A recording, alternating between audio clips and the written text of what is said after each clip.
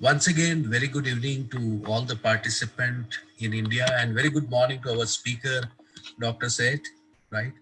So, Thank you. thank you for joining all the participants today evening talk, right on Zoom and YouTube.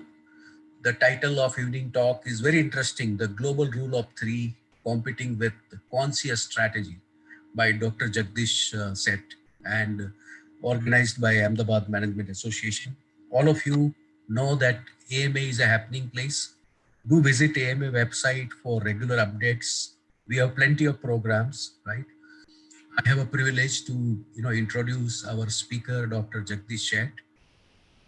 Dr. Jagdish Sheth, a thought leader, consultant, communicator, and is currently holding Charles H. Kalstad Professor of Marketing at Koijuta Business School at Emory University.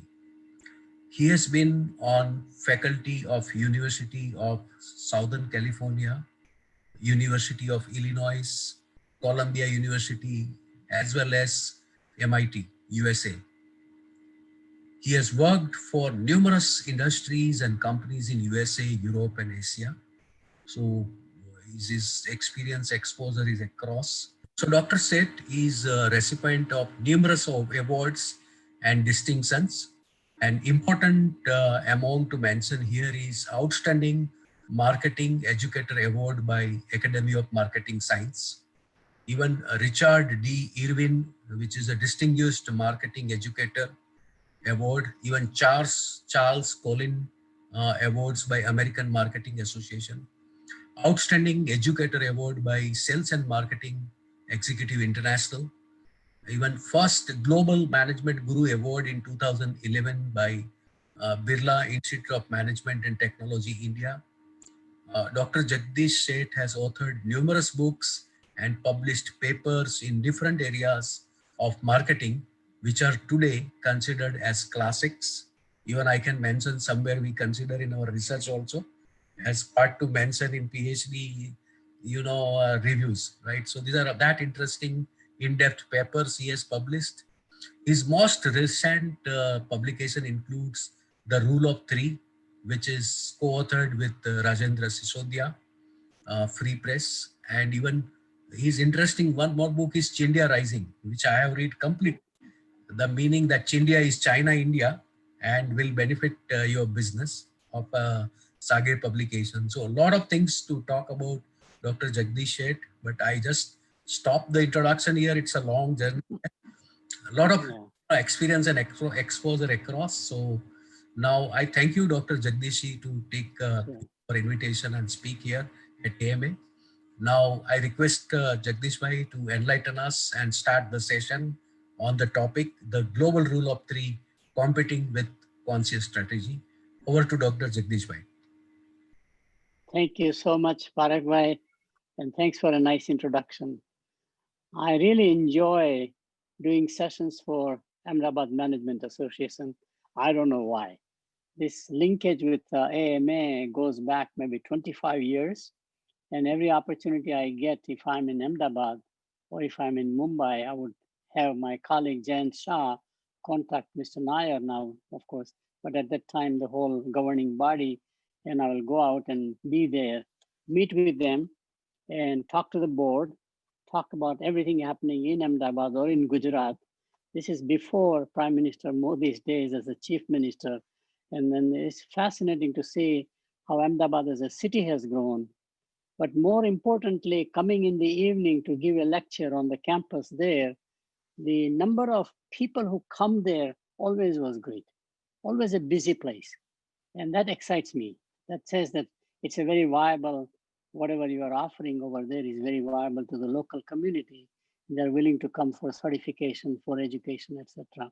So, which is why I agreed to do this session, which is very good. The Global Rule of Three is a sequel book. In 2003, I wrote the book called The Rule of Three, which became very popular among many, many industries, but it is also used by mergers acquisition companies, investment bankers. It is used by legal departments, anti-competitive departments also. It proposes a theory that people had not thought about it. It is all out there. And the rule of three did very well. In fact, at that time, CNBC was a very new company in India, and Raghav Bahal, who was the founder, actually had a 6 or 7 part series once a week that Raj and I went to his studio. I think it was in Delhi, and we taped all those things. And so it was basically a CD or something, and every management institute had to read that stuff or watch that stuff.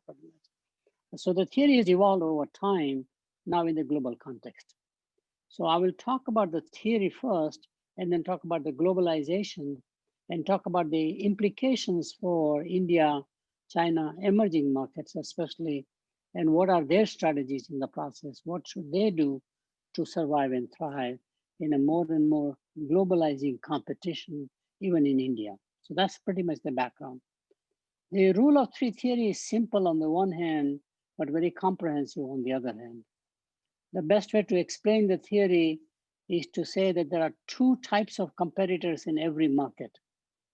You have a large scale, scale driven, volume oriented, high volume, low margin competitors. They're usually one stop. You can think about in retailing would be like a Walmart in America, or comparables in India like Spencer's, for example, or whatever they are.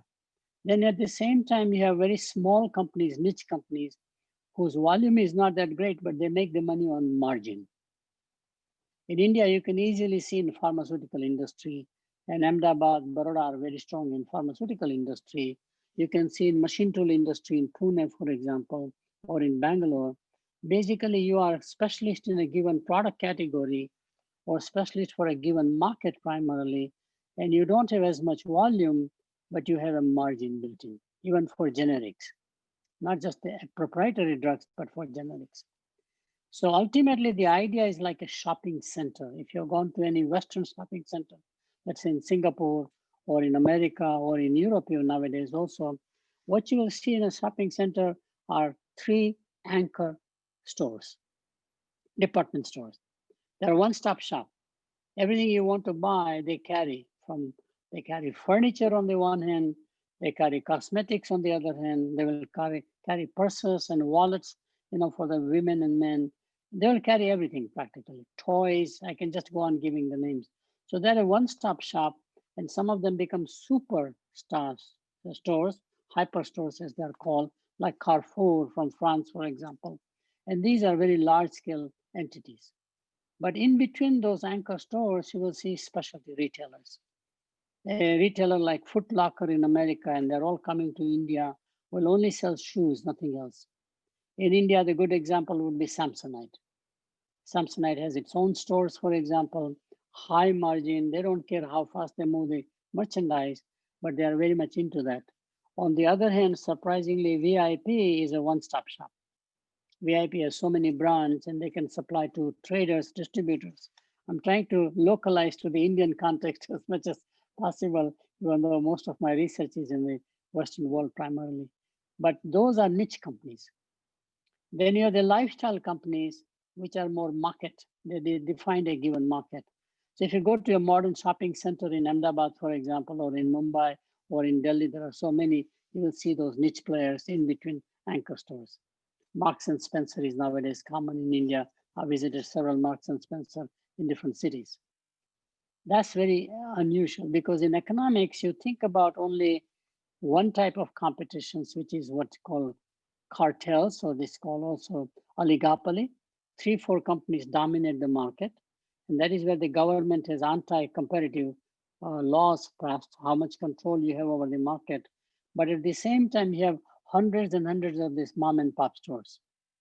Most of them are quite often family owned, or they are chains, specialty chains, like Toys R Us, sell nothing but toys, or purses, or whatever it is. That turns out to be the case. So that's the key one. You make money by margin on the one hand, you make money by volume, and the companies that have neither scale advantage nor a margin advantage, which comes from some form of differentiation, you basically cannot survive. So there's a concept called the ditch, which is in the center. So on the right side of the ditch, if you plot market share against financial performance like return on assets or market cap even for that matter, you find that there are three players on the right side. Slope is very slow, that says usually it takes enormous jump in market share to have an increase in financial performance, which is why the big companies end up now in mature industries actually surprisingly merge with each other. Big companies buying out big companies as opposed to big companies buying out small companies, which is generally true in startup businesses. Small companies, niche companies, race to the ditch as they grow, surprisingly. It's very counterintuitive. The more growth you pump in on a startup company, right now we have so many e-commerce companies out of India, for example, as they move faster, and if they go to stock market very soon through what we call IPO, listing primarily, to raise capital, the capitalists who invest in their companies will make you go grow faster and faster because that's why they invested the money in you and you go in the ditch. The safest place is 1% market share for a niche company. The worst place is 5% market share. Because right around that time, they are not able to cross the bridge. On the rule of three side, on the other three companies, lowest market share has to be 10%. As one-stop shop, scale-oriented, scale begins to kick in around 10% across industries. And by the way, we have done research on 150 product categories. Competition between companies is not at a corporate level.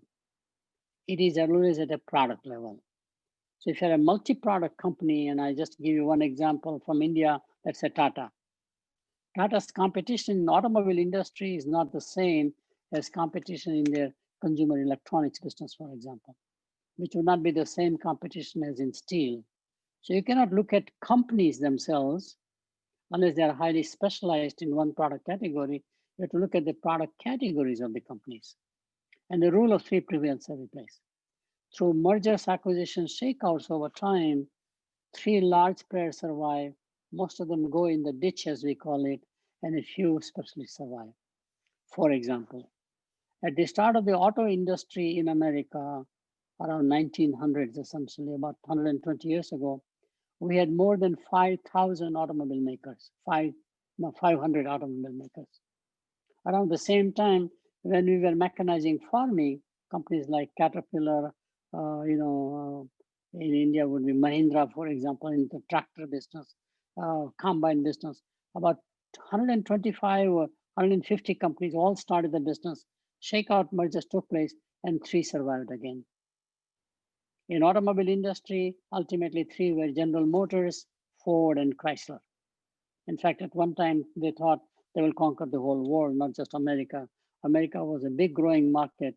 Today, China has replaced America, and China actually is the largest automobile consumer and also a producer. So we are watching right now the future of Tesla. Tesla is a game changer, as you know, coming from outside, disrupting the whole thing. Tesla market valuation now is bigger than General Motors, Ford, Chrysler, and even Volkswagen Group combined together, which is very interesting to watch. Will China be the next America in the auto industry after, for example, what they have done after America, what America did in about 100 years ago? That's very key. So every industry starts out with lots of players, and they basically ultimately, there's a shakeout, and three survive.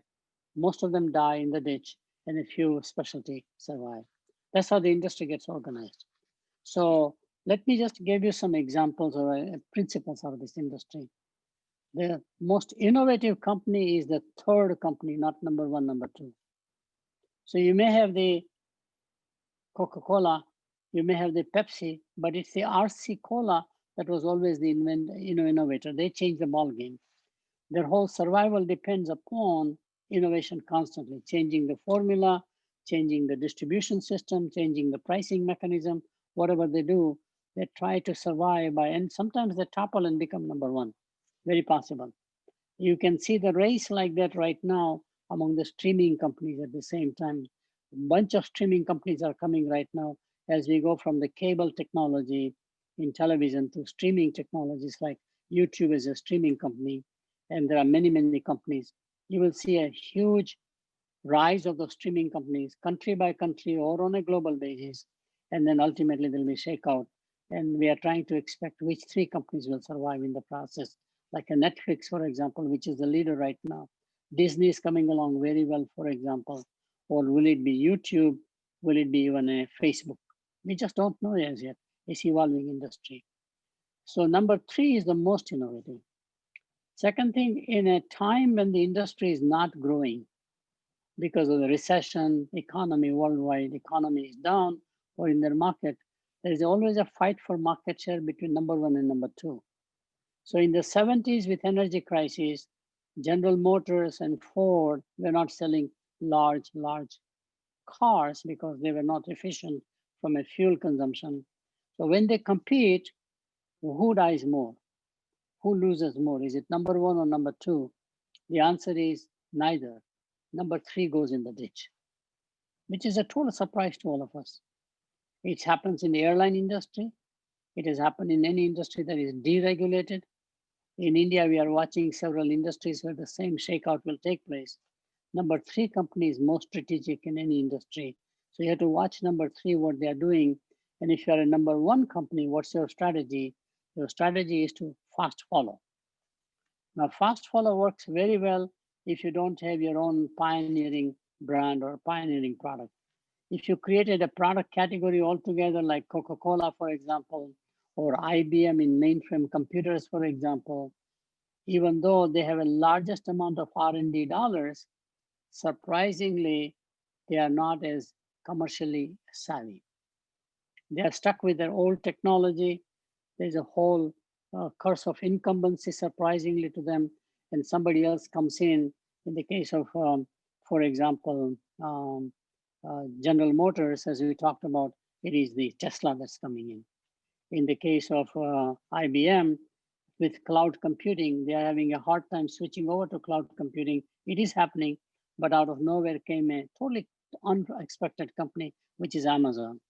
Amazon cloud computing business is very large, followed by Microsoft now. So if you're a number one company, the best idea is to fast follow to protect, which is a defensive strategy. Offensive strategy is to grow the total market. And usually the growth comes nowadays by those segments that you neglected, like the low income people, for example, or the growth comes by going into emerging markets. So the next growth engines are usually emerging markets for any product category, whether you are in fast moving consumer goods, FMCG, whether you are in medical fields, medical devices, medical like for lenses, for example, cataract, or for any kind of a devices, any kind of a usable product, or prescription drugs primarily. India is very large market. China is very large market. So is Africa, for example. So you begin to go into where market still has not experienced the product category altogether. That's that. If you are a number two company, the strategy is very simple. In the early days, if you are too far away from number one company, because number one was the pioneer, you must coexist. Don't compete. You coexist with them. You go into markets that the number one company has not as yet gone regionally. And India is a very good example for that, because usually number one brand in consumer products will be a national brand, like a Unilever brand, for example, or a ITC brand, for example, or Harsh Mariwala's company, Marico, their brand, for example, or Santur by, let's say, Wipro Consumer Care. But number two brand usually is a regional brand, because we are really a conglomerate of nations. We are more like European Union. So there is a separate Italian brand, there's a separate German brand, there's a separate French brand. Same thing is true in India. There's a South Indian brands which are not in the north. There are North Indian brands which are not in the south. So basically, number two brand is a regional brand. So you are coexisting with a big leader, don't want to compete till you gain more market share, and you are now number two in a significant way, around 20% market share. You begin to now challenge number one. It's a typical pattern. So Pepsi was like that at one time, coexisted with Coca-Cola in America.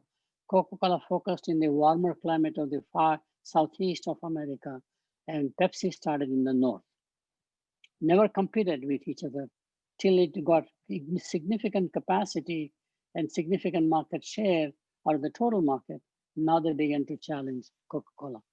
Same thing has happened with Ford against GM.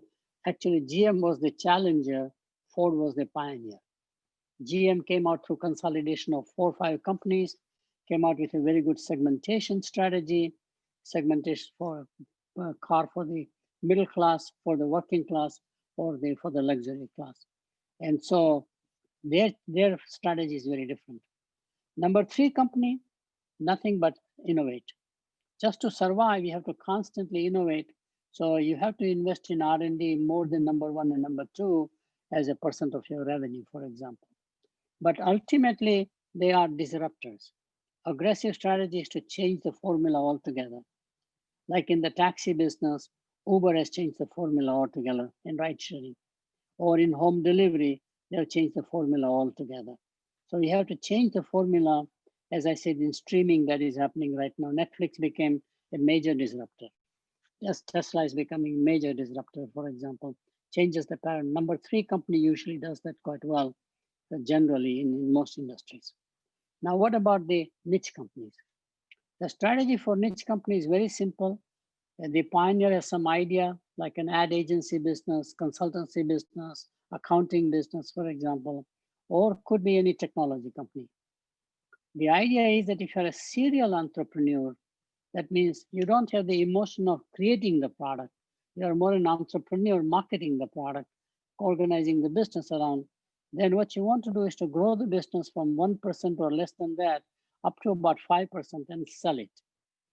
You get enormous premium value and you start another business.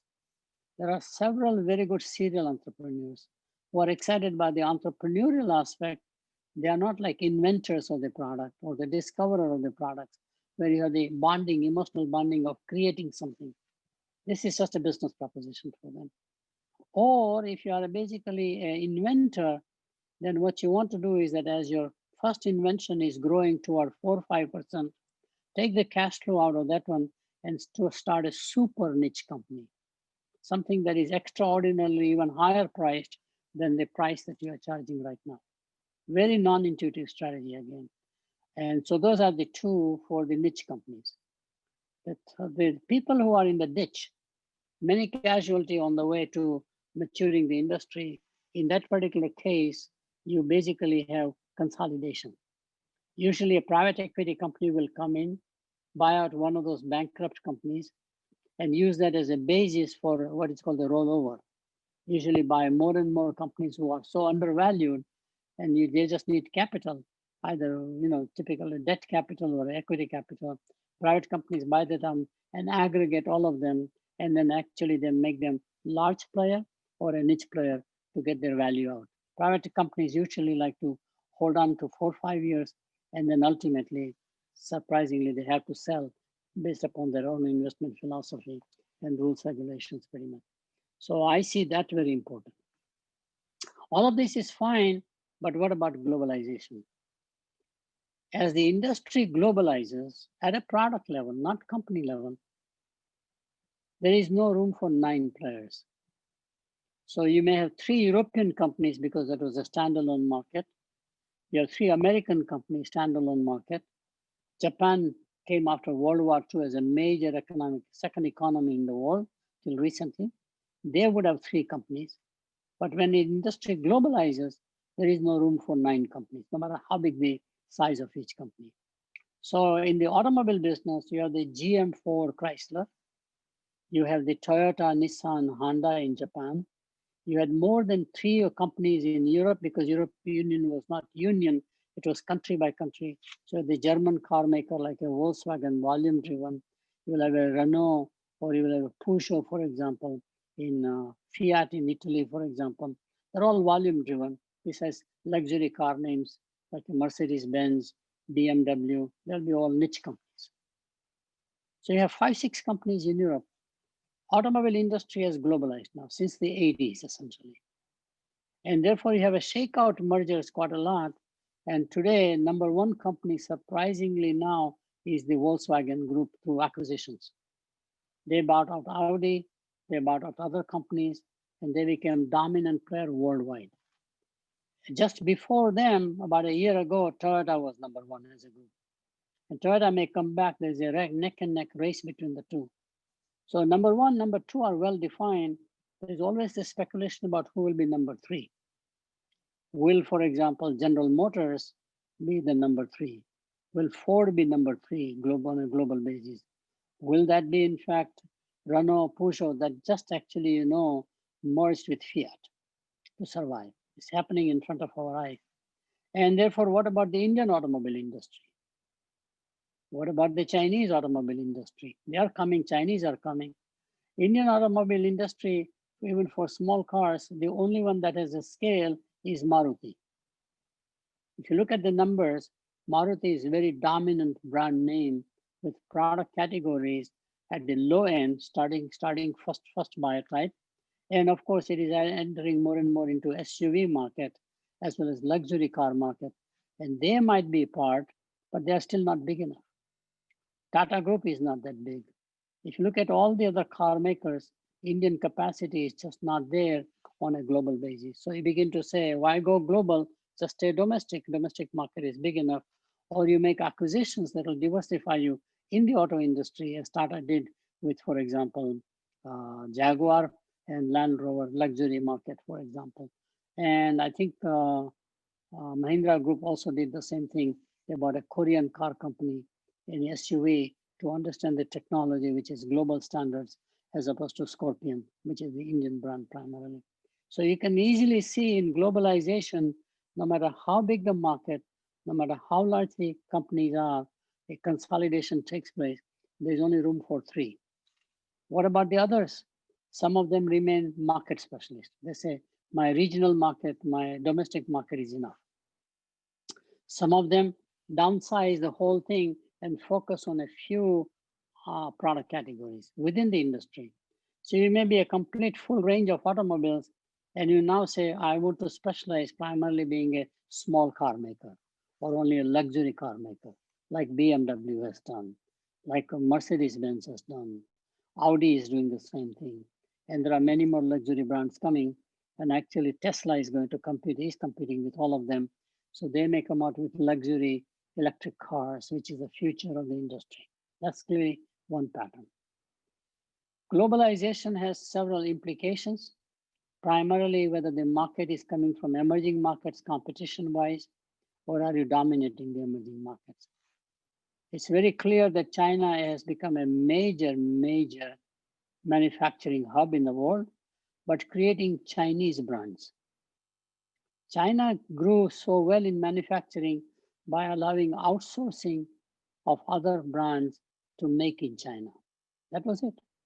So all the top brands from America and eventually from Europe began to build their products. They will make Gucci purses, even luxury. So China has all the quality, not just the low quality, because they got all the technical help, machinery, for example, training of the people by foreign companies who train the Chinese workers to make the products.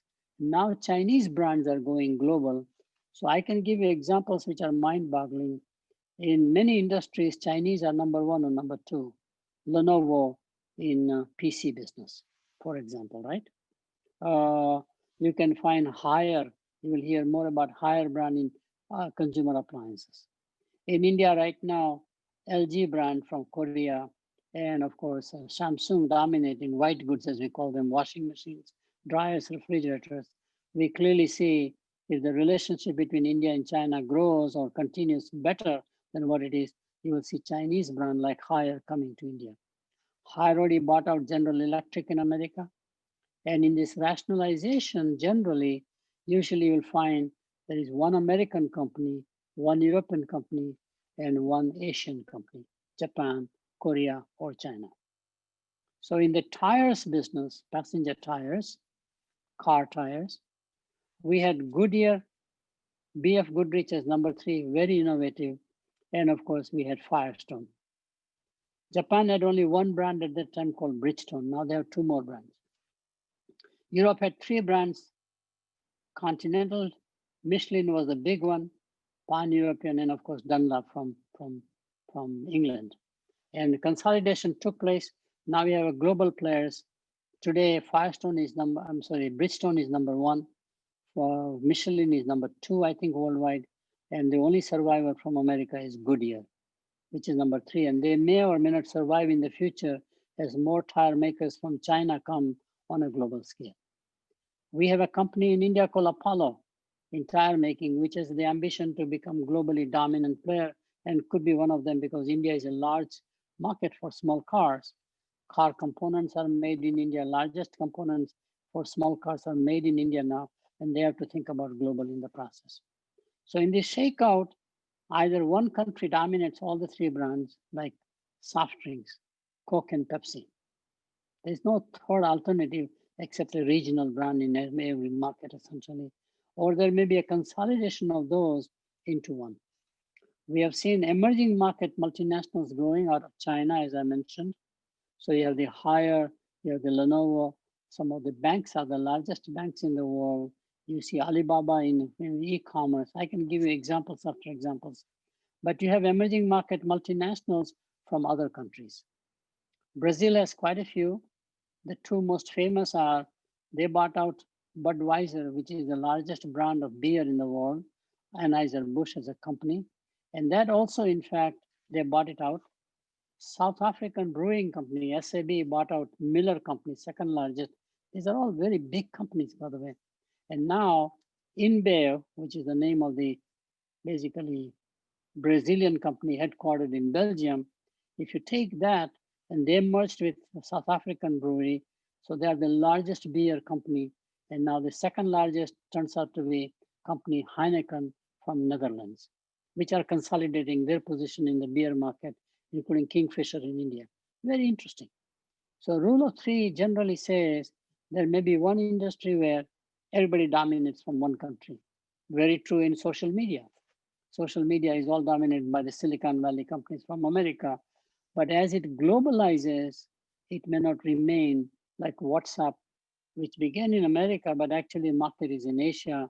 But you may have companies like WeChat from China. India may create their own social media platform companies, and they have to go global. So you may have one name from Asia, one from European Union now, and one from America. It's a typical pattern. Now, what is going to happen globalization, in globalizing? Globalization here is here to stay.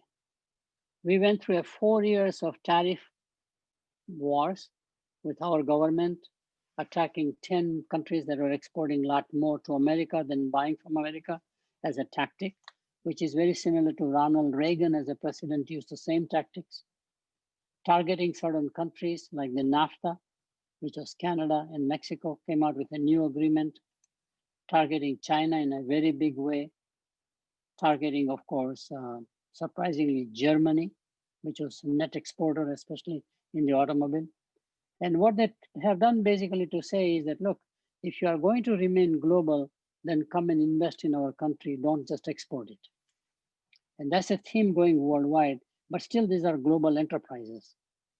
It is very, very likely that India is the third largest market now in GDP based upon the new index called Purchasing Power Parity. I like that new index because otherwise currency devaluation valuations makes it, I would say, artificial reality in terms of a nominal GDP. Purchasing Power Parity says same market basket of goods and services. How much will it cost in America? How much will it cost in Germany? How much will it cost in India? Since we have many services that are so affordable, today in India, surgical things, let's say it's a heart surgery or a knee surgery, for example, it is about 1/10 the cost in America. Since the benchmark is US, services are very affordable in India, whatever services we have. So India gets an enormous GDP calculation. So the largest GDP-based country in the world now is China, surpassed America, almost $30 trillion. Followed by America is number two, but India is about 11 to $12 trillion. It's pretty large. And India still has a very large cash economy. So everybody's looking at India, the new rule of three, a triad power in terms of geopolitics is China, India, America. And it'll be a race between the three because they are three largest consumer markets. Everybody's growing. And the expectation is that after the COVID pandemic subsides in a year or so, the India market will grow very fast in the process. But India has to globally integrate itself. It cannot remain as an isolated domestic economy, which it is in a predominant way, but it has to invite foreign multinationals to come and invest, and our Indian multinationals must go abroad, essentially. India is very, very good in 4 or 5 sectors, which is consumer is the biggest one. Everything consumer market will be the big growth engine. Defense is another big growth engine in India, surprisingly. And the third major growth engine is going to be infrastructure, such as building more airports, building more seaports, building highways in a bigger way, investing a lot more in modernizing the railways, which are very big. Basically, all the infrastructure industries, not just physical, but like a postal service, not just physical, but like a banking system. And in India, the largest corporations generally are state enterprises. So if you look at the size of banking, SBI is much, much bigger than ICICI Bank or a couple of private banks, HDFC, for example, whatever they are. You just look at the size of SBI, and now we are consolidating more. I made strong recommendations that India has too many banks. So we have the size, but not the scale. So learn to consolidate Indian industries by actually government encouraging consolidation, which is usually anti-competitive behavior in some fashion, or looks like competition is reduced, but that's not the case. India has just too many banks. Majority are nationalized state-owned banks, state enterprises. So SBI is consolidating more and more, becomes a very large, and now create a special purpose vehicle, SPAC as it is called. Investment comes through that vehicle, managing all of the subsidiaries primarily. LIC, very large in life insurance, one of the largest in the world, but it is totally domestic and it is a government enterprise. If you make it a lot more competitive by allowing others to come in as life insurance offerers, as we do after 1991 reforms, or similarly, financial institutions in general insurance, all 4 companies were state enterprises, because we believed at the time of the start of the independence journey that we should follow Lenin's thinking, commanding heights, very strategic industries should be never privatized, license Raj. And of course, 1991 reform began to bring about a change. And then same thing about cellular telephone. And same thing is the forecast that if you have an Alibaba from China, if you have, for example, Amazon from America, India can also generate a very large scale retailer, online e-commerce retailer or a market exchange. And most likely it may be possible by a company of the size and the scale of Reliance, for example. So ultimately, there will be more globalization taking place. There will be more mergers and acquisitions. And the book around here that we have written with my colleagues, Raj Sisodia and Jan Usle, we have done significant amount of research. And in the book, we also talk about the future rule of 3 companies 10 years from now. We had done the same thing in 2003 up to 2020. Most of the forecasts have come okay. Now it's the next 10 years that we are anticipating. So I will stop here. I can go on forever, but any questions you have, so please raise questions. Thank you, Parashbhai. Yeah, Dr. JagdishSheth, thank you. I think deep insight. Already question has started flowing. So I will start with the first question by Mr. Ram Iyer. And Yes. his question is, how can we leverage rule of 3 to influence merger and acquisition strategy? And what are some of the do's and don'ts?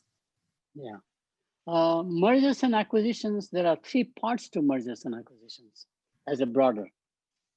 The first part is to really the big companies.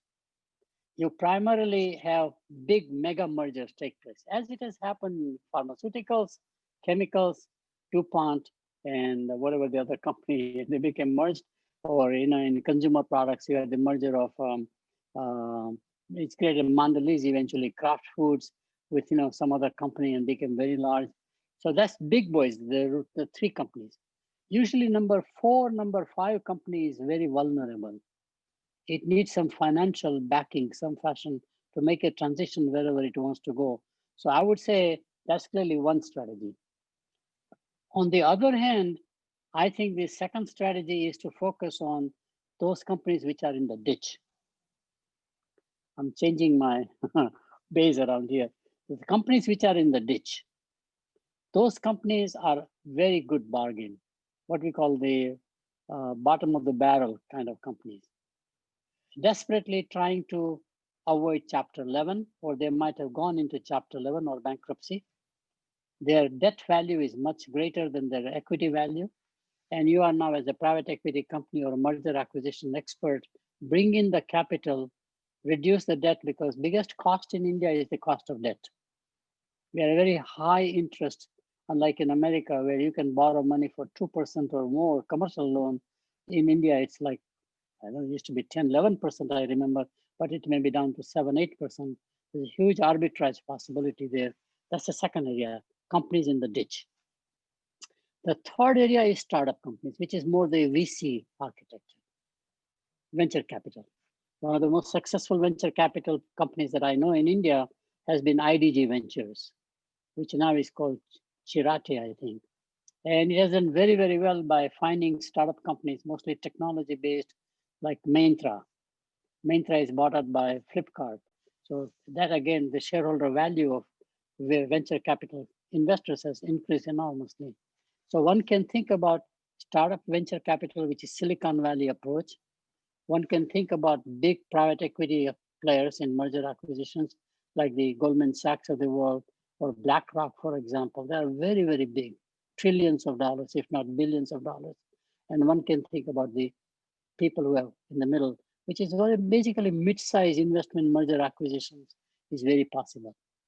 In India, the mergers acquisitions will grow for 2, 3 reasons.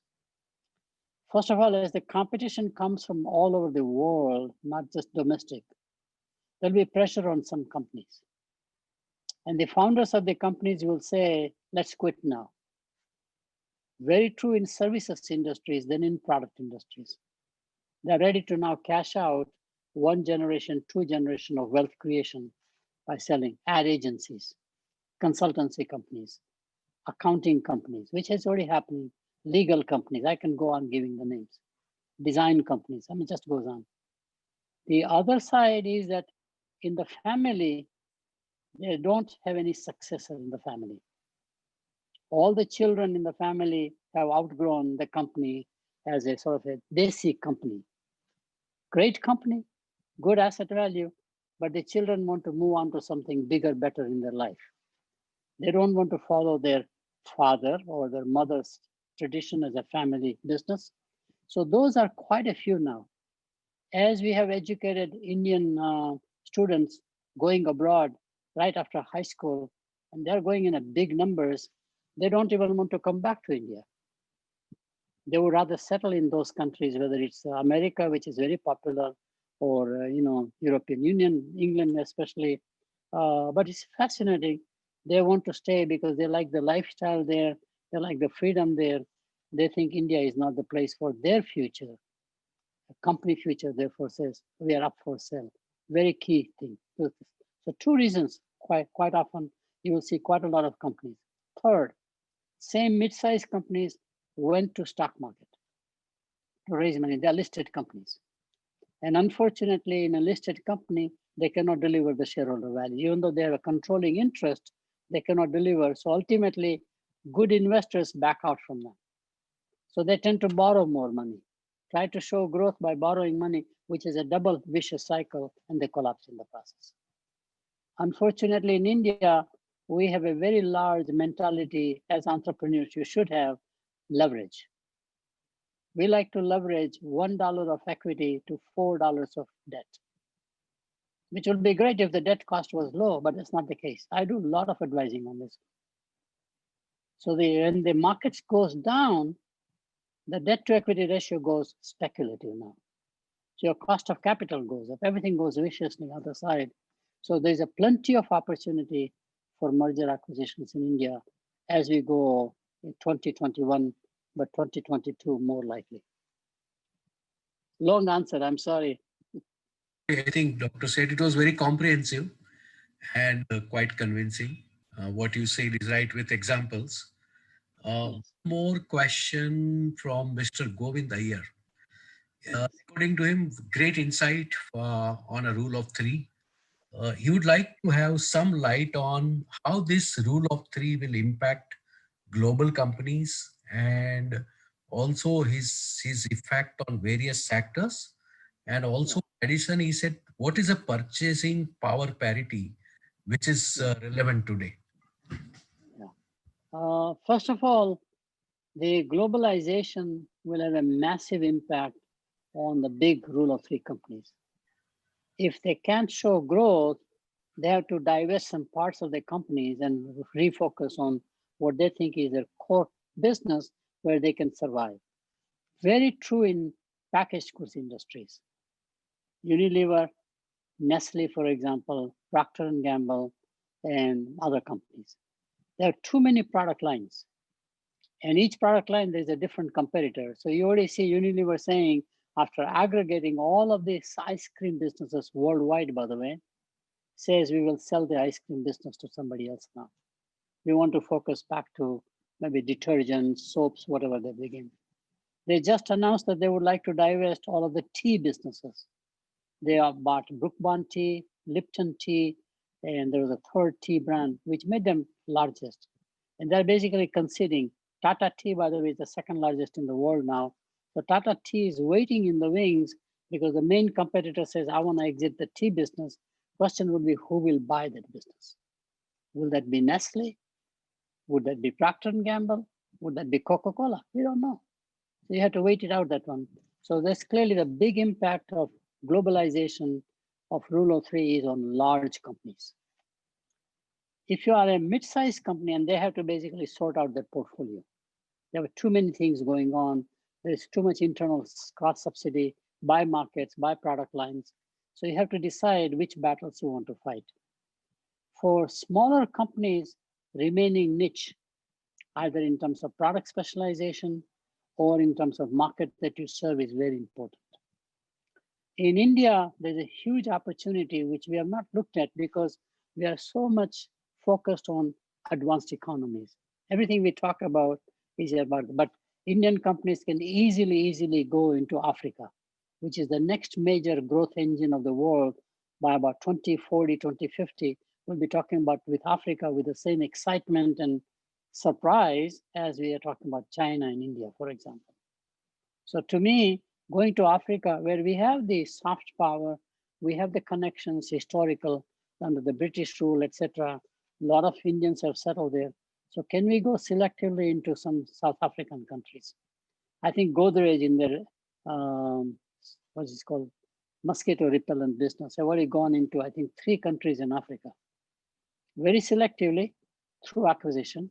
It's very possible that Indian companies can expand into other emerging markets, as opposed to expanding into the advanced economies. And somebody just gave me exactly the point I was going to make, which is Ayurveda. You see Patanjali, absolutely brilliant idea, because in India, most brands are unbranded. Most consumption products are unbranded brands, unbranded products, and they are unorganized sector. Perfect combination to create a business. Unbranded products, can you make it branded? And from unorganized sector, can you make it organized, either online or physical? And I tell you, Patanjali is absolutely incredible. And with the new acquisition, Patanjali is almost as big as Unilever, which took 100 years probably for them to build. And these guys have done it in 1 decade. It's just mind-boggling to say there is a Patanjali after Patanjali after Patanjali. And mark my words, if you have a Patanjali in the Ayurvedic one, there will be number 2 company and number 3 company duplicating basically, and because they will expand the total market, as we did with cellular telephone 20 years ago. So it's not just the Airtel, but Airtel, then you had the, of course, Idea now recently, and BSNL had their own wireless company. So you create a momentum where there's so much of demand creation that there's a room for this number 2, number 3 company pretty much. Purchasing power parity, I think, is very important to understand because of the market basket of goods. It is not whether you have a higher number or lower number. It basically tells you in market basket of goods where you are competitive, let's say in terms of cost of doing business. As I said, in services, India is very competitive. I already forecasted that as in the IT industry, especially or professional services, majority of the large multinationals will come to India and build their own development centers or offices. Hyderabad is the next hot city right now, for example, along with Bangalore, Gurgaon, etc. These are the hotbeds of IT industries, technology companies. So whether you are a Google or whether you are a Facebook, whether you are a Microsoft, doesn't make any difference because the talent, largest talent pool in professional services is in India other than China. And as the rest of the world distances from China, both products and services, they're targeting India. I'm told that in Hyderabad, Oracle has built a campus, 1.2 million square foot in one location. These are mega campuses now. They are likely to be as big or bigger than Infosys, TCS, Wipro, etc., etc. That's not limited to IT accounting. Ernst & Young is one of the largest accounting firms, and it's the workers from India cannot go to their place because of the visa restrictions, labor mobility. So for example, if the workers cannot go, you'd bring work to the country. So I basically say, if you want to have gold, you go where the gold mine is. And there's no competition to Indian talent in the world except China, which is shut out by political process. Diamond industry. India's diamond industry, there is no second alternative to the scale and size what we have achieved. So you have other companies which are all niche companies, high priced, more like a flawless D color diamonds. They are made in New York or in Belgium, for example. But the large scale volume diamond is massively in India. I would immediately invest more capacity in India in diamonds. I would have government give incentives to the diamond industry if they go global very fast. They are very big in jewelry also. So diamond industry is what, and by the way, who buys more diamonds? Americans, of course, which are very common. But the largest retailer in diamond now is Sam's Wholesale Club, which is owned by Walmart, not jewelry shops anymore. And Walmart is not just American company in America, but Walmart sells very well in Mexico and in Canada. Indian diamonds through Walmart or Amazon or whatever it is can be sold into Mexico, which culture is very similar to our culture. Can be sold into Canada. Not just the diaspora, but the native local people, like for example, Hispanic people in Mexico, or for example, white Americans. It's a very large market. In fact, Walmart is also out there in China. So I can see a day where Indian diamonds through those kinds of channels online can be sold into China, which says ultimately there's a reverse flow. Chinese selling their goods to us, we can sell our goods to them in consumer markets pretty much. So it just goes on. Huge opportunity for India is what I see out there. Very comprehensive. Now, one more question from our own member AMA, Shailesh Goel. His question is, price competitiveness is key to globalization of any major corporate, which has correlation with volumes. So how does one achieve this chicken and egg situation? Yes, very simple. One major discovery we found in Rule of Three as I was building from the 80s, took about a decade for me to think about all these things. I found economies of scale, which is a concept we are taught by economists and in the business, is not with company. Today, value add by the company over raw materials is under 30% worldwide manufacturing, 30%. 10% labor, 10% capital, 10% management. And by the way, it has declined even further. In the personal computing business, PC, laptops, it is 11%.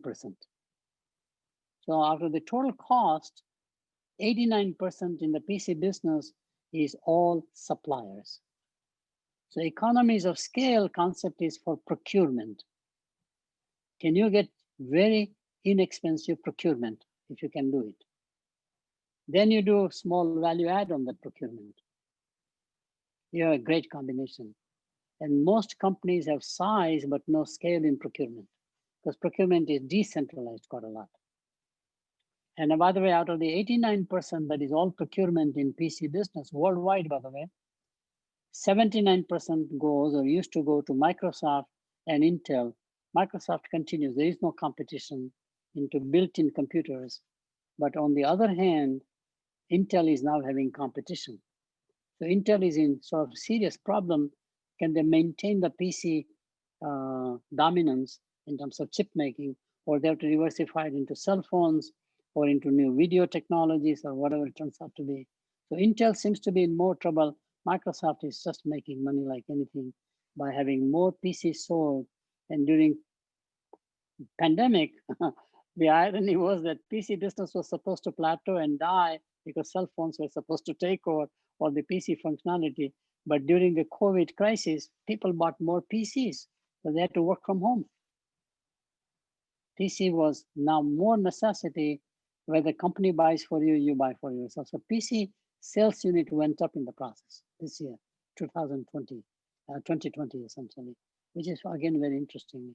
So if you are serious about price competition, then you have to have a cost advantage. The cost advantage comes from procurement. Thank you, Dr. JagdishSheth. And I think very interesting input and very interesting Q&A. I think we are perfect on time management. But I think I have my one question, Sure. which I was skipping it. Being in boardroom advisory for many years, and connecting dots with the book just now, the interesting strategies for generalist, specialist, and ditch dwellers. So my simple question that what advice, Dr. said, you would like to give it to Indian MNC like conglomerate like Reliance Industry, L&T Yeah. or ACS? What do you think they must focus now? Because you are watching. Sure. Yeah.